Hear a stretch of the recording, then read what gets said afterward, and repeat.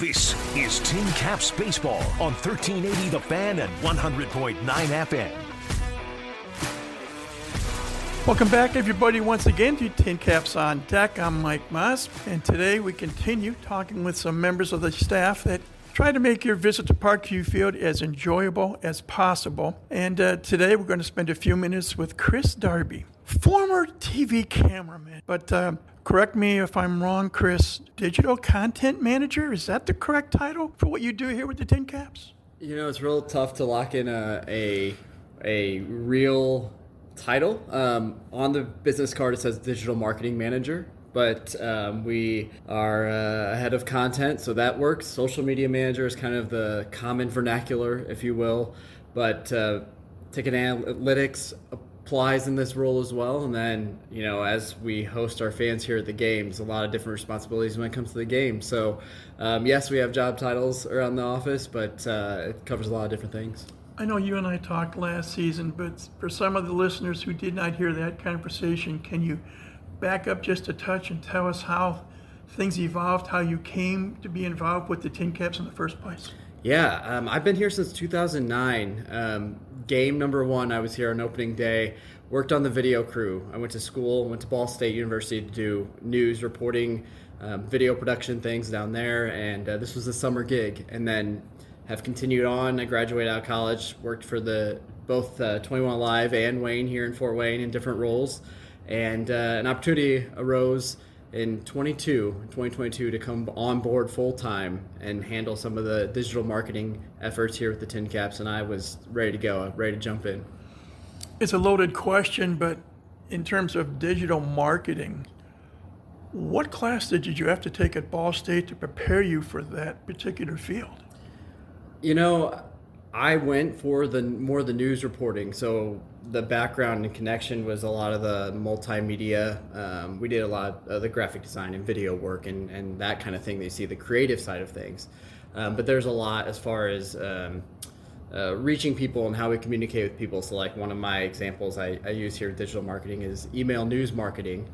We learned a lot of writing skills in some of those classes that I took at Ball State, how you write something in print versus if it's digital versus if it's spoken. So some of those things apply today and how we get messages out. Do you miss putting a camera on your shoulder? Not that much. When I was here at the ballpark, one of the positions, or on the video crew here, one of the positions I had was the wireless camera operator that you see run around on the field doing all the promotions, and I understand the crew that does it now, that you go home a little sore with the camera on the shoulder, but it was always fun to be able to be in some of those positions and be out there with the fans doing things. You are one half of a twin combination, and I always forget, I want to say that Melissa, who's 4 minutes older than the other? I am just 3 minutes 3 older. minutes. Yep. It was a close race. So you are the old one. Yeah. And she has to look up to you, so to speak, in a broad sense, because she runs the video department on the second floor. What's it like working with your sister, and what have you learned from her that helps you in your current position today? I'll tell you, just growing up together and then going into college, we had different classes and had different focuses, and we are both really good at knowing what each other's strengths and weaknesses are. So there are some things when I go to her or her partners up there in the video room, you know, I need something video made. I can do it, but it's going to take me a lot longer. You know, we recognize each other's skill sets, and it's transitioned really well in the workplace as well, to know what we're each good at or need help with. I know I've also seen you down on the field doing a little PA working in between innings. How did that get started? Yeah, it's something that we've kind of built up to a little bit here and there. I have worked 7 seasons, going to 8 seasons, doing that with the Comets at the Coliseum, and then was really excited to be able to have the opportunity to help fill some big shoes here left behind by Austin Allen, who used to do it. But it's one of the things, what I mentioned, that we do have a lot of different responsibilities when it comes to a game, that I was excited to jump in and really get along with fans, and that dynamic is a lot of fun for me. You mentioned that there are a number of things you do during the course of a game. Can you briefly talk about some of the other things that you do? Yeah, the one that I get a lot of questions about and something that I did not originally want to do or was nervous about was bad apple dancing. So we see the bad apple dancers. I'm one of those.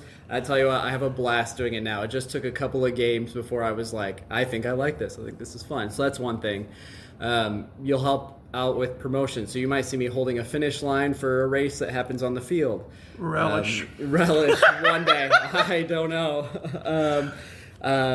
I spend a lot of time running around getting pictures and videos. Some of the content you'll see on the social media is me helping get some posts out of fun things that are happening at the ballpark and things we want to spotlight. So it's a wide range of things. I run if you come in and to a game and go to tincapswin.com, we're giving away door prizes every game. So that's something else that I'm helping run behind the scenes as well. Two-part question.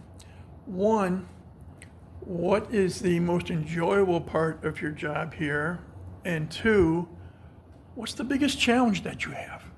So for me, the best part is this feels like our home as a staff. This feels like our home that we're hosting friends and family. So what's awesome is every time those gates open, every game, there's going to be somebody you see that you recognize, somebody that you haven't seen in a while. You know, we have family here that's here every game, but it just feels like we are opening our doors to be able to have a big party, you know, that we're hosting. And I think it's so much fun seeing who's going to come through the doors.